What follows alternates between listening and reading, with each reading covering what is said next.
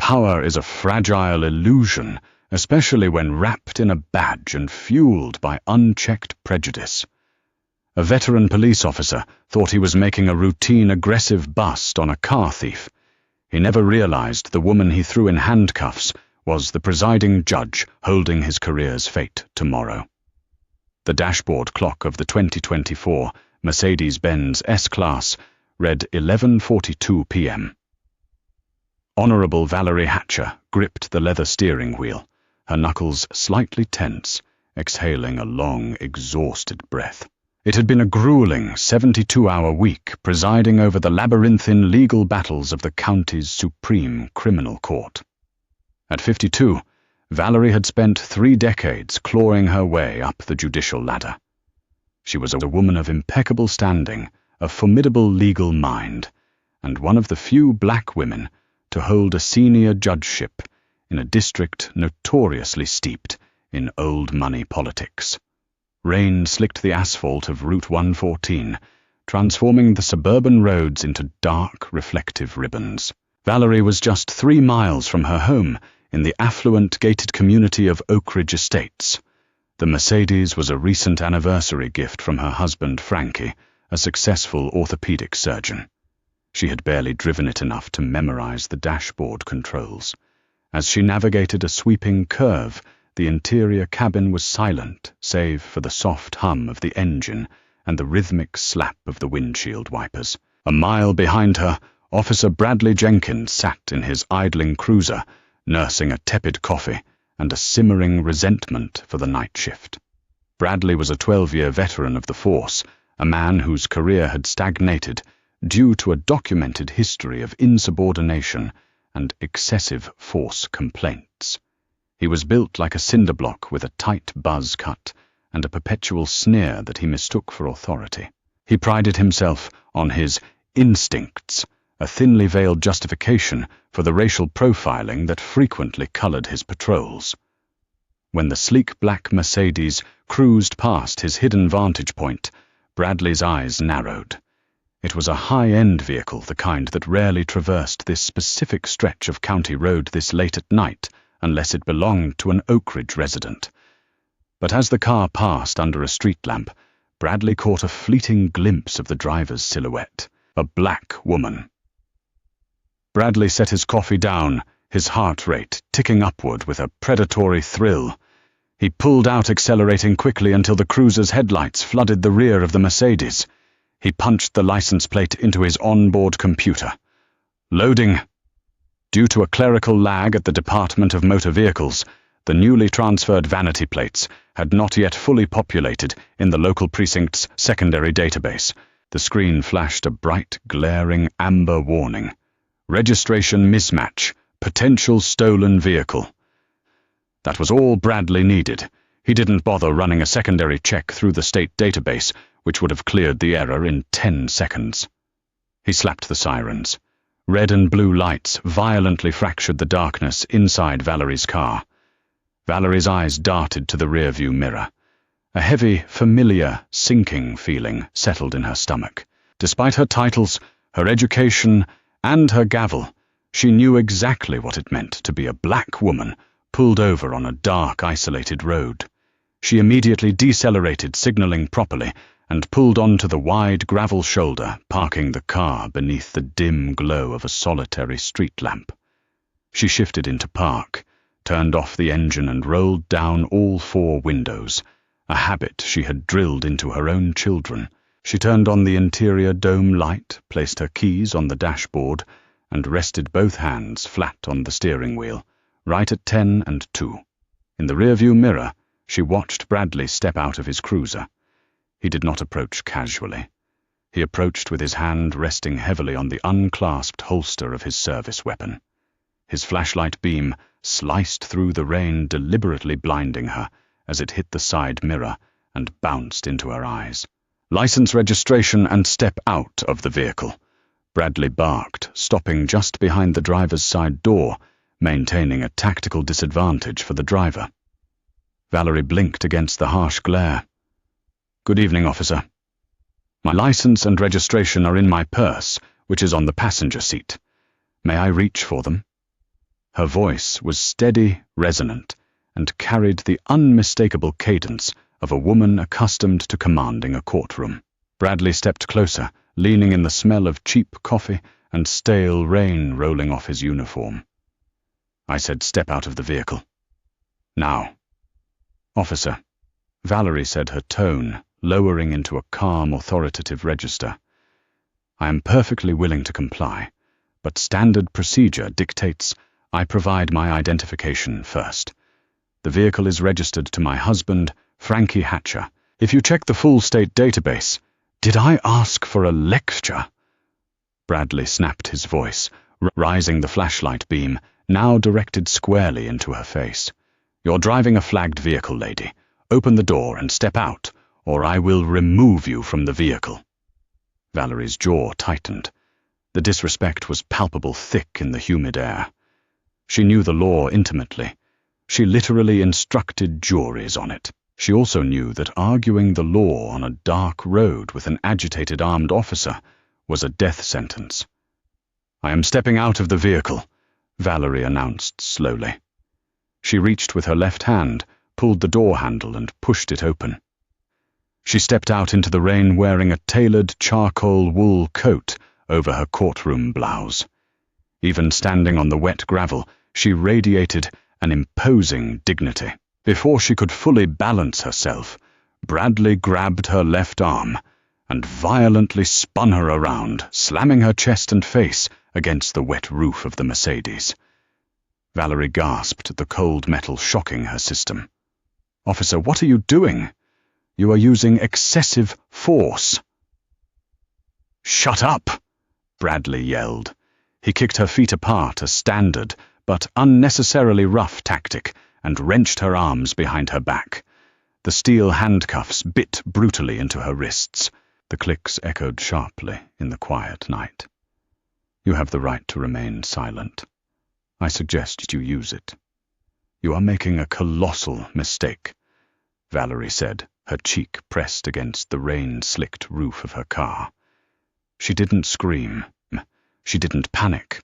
The cold logic of a judge analyzing a flawed prosecution took over her mind. "If you look in my purse, you will find my state judicial identification. My name is Valerie Hatcher," Bradley scoffed loudly, patting her down with zero regard for her personal space before violently yanking her upright by the chain of the cuffs. "Yeah, right. And I'm the chief of police. You people always have a story. It's a stolen car. You fit the profile. You're going downtown." He shoved her toward the cruiser. Valerie stumbled, but caught her footing, her posture instantly straightening. She looked Bradley dead in the eyes. She didn't see a protector. She saw a bully drunk on a minuscule fraction of power. "I will not resist you, officer," Valerie said, her voice dropping to a terrifyingly quiet whisper. "But I promise you, you will remember this night for the rest of your life." Bradley laughed, opening the back door of the cruiser. "Get in." He pushed her head down aggressively, forcing her into the plastic-molded back seat of the police car, slamming the door shut and sealing her in the claustrophobic, caged darkness. The ride to the 4th Precinct was a masterclass in psychological endurance. Valerie sat in the back of the cruiser, the tight handcuffs cutting off the circulation to her fingers. The rain drummed against the roof. Up front, Bradley was practically humming, tapping his fingers on the steering wheel, utterly convinced he had just scored a major felony arrest that would look fantastic on his quarterly review. He keyed his radio. "Dispatch, this is Unit 4, bringing in one female suspect, grand theft auto, the Mercedes on Route 114. "Copy that, Unit 4, the dispatcher crackled back. Valerie closed her eyes. She thought of her courtroom. She thought of the hundreds of young men and women of color who had stood before her, describing this exact brand of degradation. The instant assumption of guilt. The physical roughness meant to provoke a reaction. The utter lack of basic human decency. Experiencing it firsthand, despite her privilege and status, ignited a cold, calculated fury in her chest. She decided right then and there she was not going to tell anyone at the precinct who she was. Not yet. She wanted to see exactly how the system treated an anonymous black woman in the dead of night. The cruiser pulled into the sally port of the precinct. Bradley hauled her out of the back seat with the same unnecessary aggression, parading her through the double doors into the brightly lit, chaotic booking area. The precinct smelled of floor wax, stale sweat, and despair. Telephones rang incessantly. Officers milled about, sipping energy drinks and typing up reports. When Bradley walked in with Valerie, a few heads turned. Even in handcuffs soaking wet, Valerie possessed an aura of undeniable authority. Sergeant Mitchell Hayes was working the booking desk. He was a tired man, nearing retirement, peering over a pair of reading glasses. He looked at Bradley, then at Valerie. "What do we got, Jenkins?" Hayes asked, his voice rough from decades of yelling. "Grand Theft Auto," Bradley declared, proudly pushing Valerie toward the heavy metal desk. Caught her driving a stolen 24 S-Class out near Oak Ridge. Didn't want to cooperate. Kept spinning some yarn about being a judge. Bradley chuckled, looking around to see if any of his fellow officers were appreciating the joke. A few smirked. Hayes looked at Valerie. He noted her expensive coat, her pristine though wet hair, and the calm, piercing intensity of her gaze. "Name?" Hayes asked. "Valerie Hatcher," she replied evenly. "Address, 412 Willow Creek Drive, Oak Ridge Estates." Bradley snorted. "Yeah, she broke into a house, stole the keys, and now she thinks she lives there." "Officer Jenkins," Valerie said, turning her head slowly to look at him. "Has it occurred to you to simply run the license plate through the primary state registry instead of relying on the localized county cache?" Hayes paused, his fingers hovering over his keyboard. He looked at Valerie with a sudden fleeting glimmer of uncertainty. "Let me run it," Hayes muttered. Bradley slammed his hand on the desk. "Sarge, the county system flagged it. We have it on camera. Book her." "I said," Hayes growled, pulling rank, "I'm running it." Hayes typed the plate number into the state database. The precinct held its breath for 5 seconds. The machine beeped. The screen glowed green. "Registered owner, Frankie Hatcher. Status, clear, active. No warrants. No theft reports." Hayes stared at the screen. A heavy, uncomfortable silence descended over the booking desk. Hayes looked up at Bradley, his expression darkening. "Jenkins, the car is registered to a Frankie Hatcher, not stolen." Bradley's face flushed a deep, angry crimson. He immediately backpedaled, refusing to accept fault. "Well, how do we know she's allowed to drive it? She probably stole it from her boss. Or she's a maid out for a joyride. I still want her processed for resisting arrest and failure to comply." Valerie didn't flinch. "I am allowed my one phone call, Sergeant. I would like to make it now." Hayes, sensing a massive liability brewing, nodded quickly. "Take the cuffs off her, Jenkins." "But Sarge—" "Take the damn cuffs off, officer." Hayes barked, his voice echoing off the concrete walls. Gritting his teeth, Bradley unlocked the handcuffs. Valerie brought her arms forward, gently rubbing her bruised wrists. She did not rub them furiously. She maintained her absolute composure. She picked up the precinct phone and dialed her husband's number from memory. "Frankie," she said when he picked up her voice, betraying none of the trauma of the past hour. "I need you to come to the 4th precinct. Yes. Bring my state ID and my judicial badge from the safe. I'll explain when you get here." She hung up and turned back to Hayes. "I will wait on that bench until my husband arrives. I strongly suggest Officer Jenkins remains in the building. He and I have unfinished business." Bradley sneered, leaning against a pillar. "Lady, you got lucky the car wasn't reported stolen yet. You can drop the act. Tomorrow I'm writing up a comprehensive report on your resisting. You'll be back in the system." Valerie simply walked to the wooden bench, sat down and crossed her legs. She closed her eyes, gathering her strength. 45 minutes later, the double doors of the precinct flew open. Frankie Hatcher, a tall, imposing man in a tailored trench coat, strode into the room. He bypassed the patrol officers and walked straight to his wife. He knelt down, inspecting her wrists. The angry red welts were highly visible. Frankie's jaw clenched so hard, a muscle twitched in his cheek. He stood up, walking directly to the booking desk. He reached into his breast pocket and slammed a leather wallet onto the metal counter. It flipped open. Inside was Valerie's gold judicial badge and her state Supreme Court identification card. "I am Dr. Frankie Hatcher," he said, his voice vibrating with barely contained rage.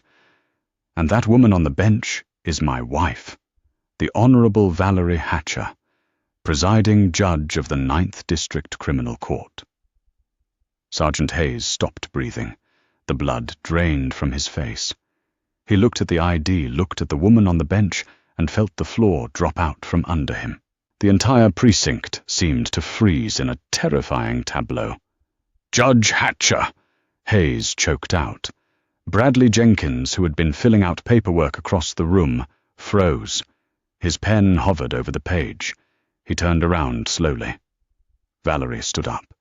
She walked over to the desk, her heels clicking ominously on the linoleum. She picked up her badge, slipping it into her pocket. She looked at Sergeant Hayes, but her words were meant for the entire room. "Your officer," Valerie said, her voice cutting through the silence like a scalpel, "profiled me, assaulted me unlawfully, detained me, and ignored every procedural mandate in your handbook. He assumed I was a criminal because of the color of my skin and the car I was driving." She finally turned her gaze to Bradley. He was pale, his arrogant sneer completely wiped away, replaced by the hollow, wide-eyed look of a man who realized he had just stepped on a landmine. "You're a judge," Bradley whispered, his voice cracking. "I am," Valerie said softly, the danger in her tone absolute. "And Officer Jenkins, do you happen to know where you are scheduled to be at 9:00 a.m. tomorrow?" Bradley swallowed hard, a cold sweat breaking out on his forehead. "You are the primary arresting officer, giving testimony in the State versus Miller armed robbery case." Valerie continued, stepping inches away from him. "A high-profile case, and you will be giving that testimony in courtroom 302. She tilted her head, her eyes drilling into his soul. "My courtroom." Valerie turned her back on him, took her husband's arm and walked out of the precinct, into the rainy night, leaving behind a silence so profound it felt like a grave. Morning sunlight pierced the heavy oak blinds of courtroom 302, casting long geometric shadows across the polished mahogany benches. The room was a sanctuary of the law, a cavernous space designed to make every individual feel appropriately small in the face of justice. For the past 20 years, this had been Valerie Hatcher's domain. She ruled it with a blend of brilliant legal acumen and an ironclad demand for respect. Today, however, the air in the room felt different. It was thick, charged with an unspoken tension that only a few individuals understood. Across town, Officer Bradley Jenkins was standing in front of his bathroom mirror, staring at a face that looked 10 years older than it had the previous evening. His stomach was a roiling knot of acid and dread. He had not slept a single minute. Every time he closed his eyes, he saw the blinding flash of his cruiser's lights, the rain-slicked roof of the Mercedes, and the chilling, composed face of the woman he had unlawfully shoved into the back of his police car. He had spent the entire night praying for a miracle.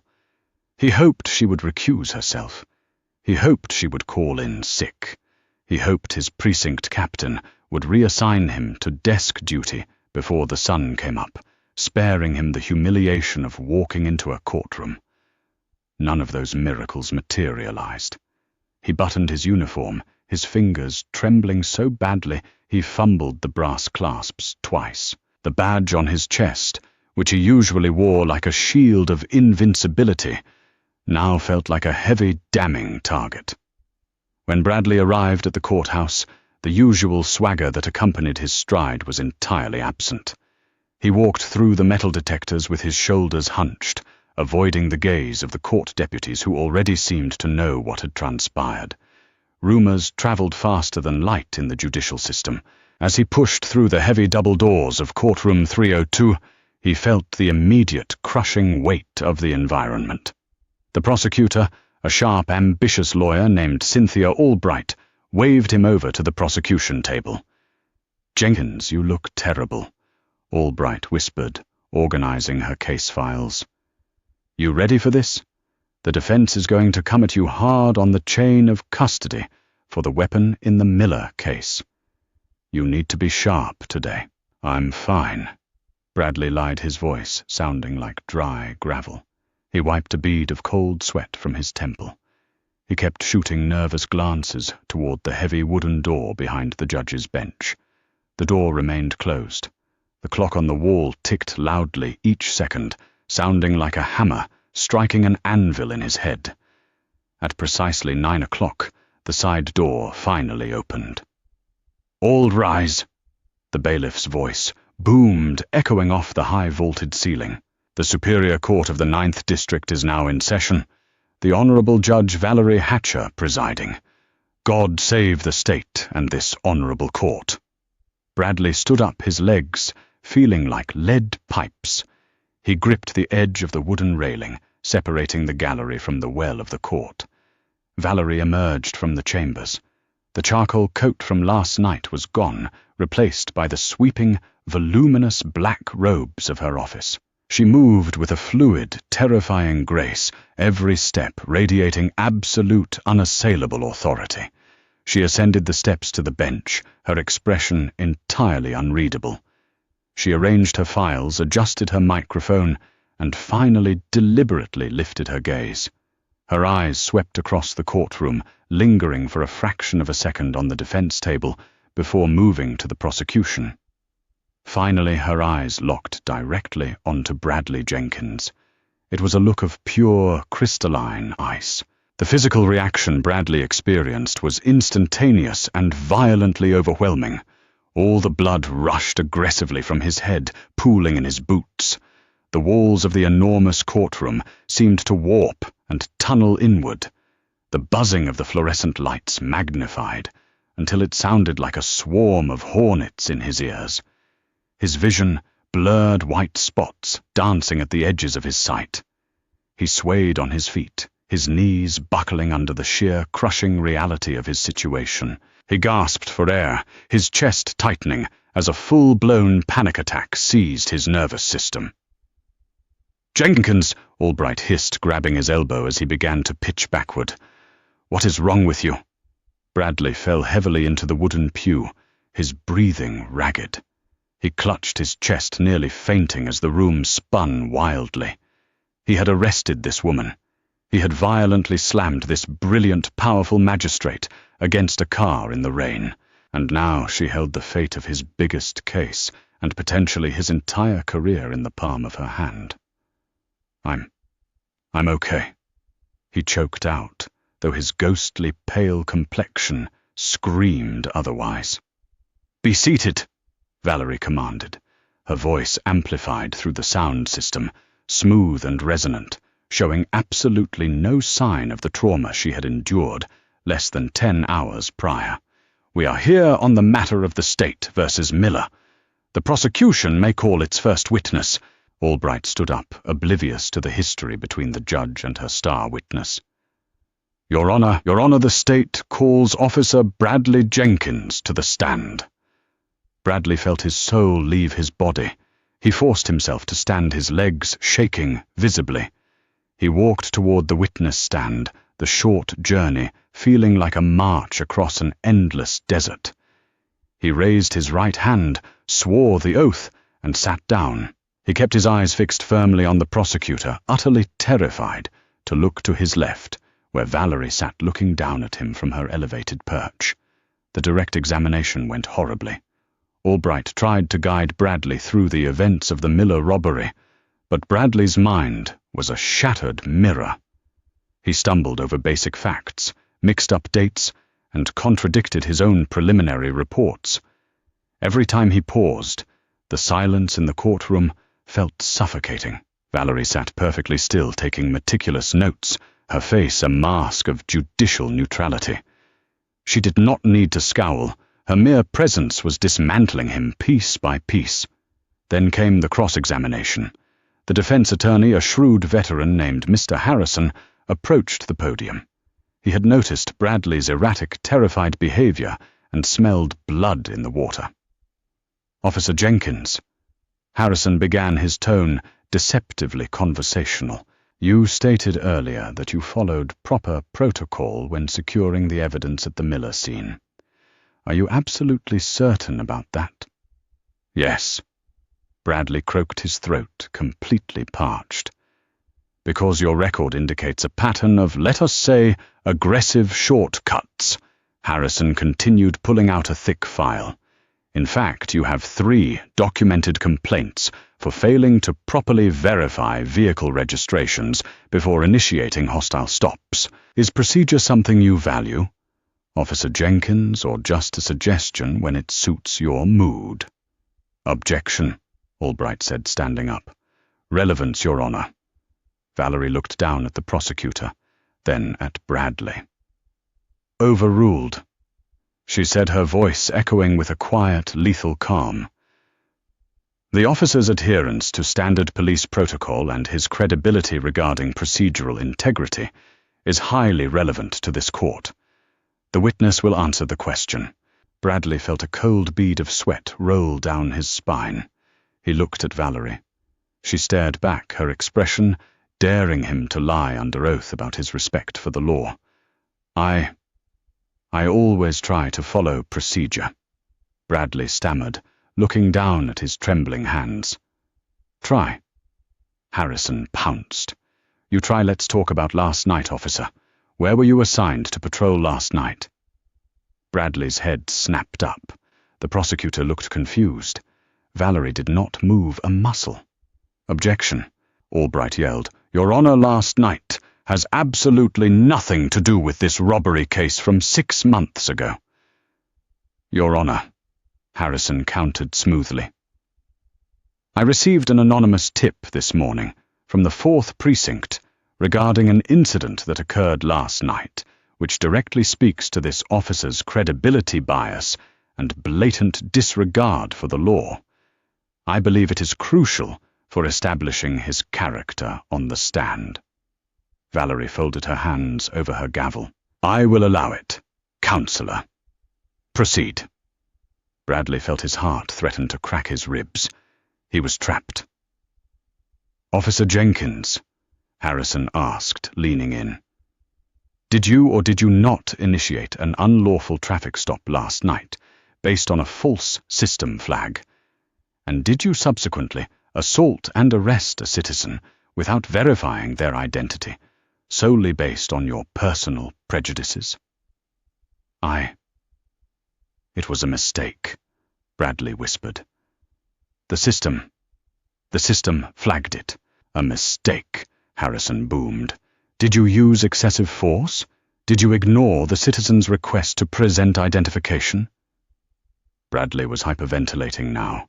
The courtroom was dead silent. He looked at Valerie silently, begging for mercy, pleading for her to stop the line of questioning. She offered him none. She simply watched him drown in the consequences of his own arrogance. I didn't know who she was," Bradley confessed, his voice breaking, tears of humiliation welling in his eyes. Valerie finally spoke. Her voice cut through the air, sharp and unyielding. "Officer Jenkins, the law does not care who a person is. The law demands that every citizen is treated with the exact same dignity, rights, and procedural justice, whether they are a high school teacher, a janitor, or a judge. Your admission that your behavior would have been different had you known the identity of the driver is an admission of profound prejudice." She turned to the gallery. Sitting in the back row was Captain Miller of the 4th Precinct, along with 2 suits from Internal Affairs. Valerie had made a single phone call that morning. In light of the testimony provided today and the clear deterioration of the arresting officer's credibility, Valerie announced, her voice carrying the absolute weight of the law. "I am entertaining a motion to dismiss the charges in the state versus Miller, pending a full internal review of the evidence handling." Albright looked devastated, but nodded. She knew her star witness was fatally compromised. "Furthermore," Valerie continued, looking directly into Bradley's terrified eyes, "this court will be forwarding a formal judicial complaint regarding Officer Jenkins's conduct, both past and present, to the District Attorney's Office and the Internal Affairs Bureau. Power without accountability is tyranny, Officer Jenkins. You abused your badge to strip citizens of their dignity. Today the system strips you of yours." She struck her gavel. The sharp crack echoed like a gunshot in the silent room. Court is adjourned. Bradley sat frozen on the witness stand, his career effectively incinerated in the span of 30 minutes. He watched as Valerie stood her black robes, billowing as she stepped down from the bench and walked back into her chambers, never once looking back at the shattered man she left behind.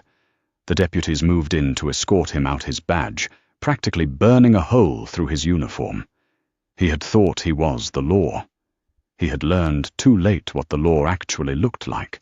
The gavel falls, but the fight for true justice continues every single day.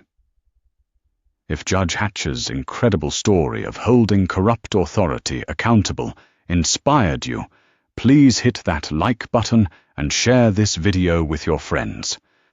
Don't forget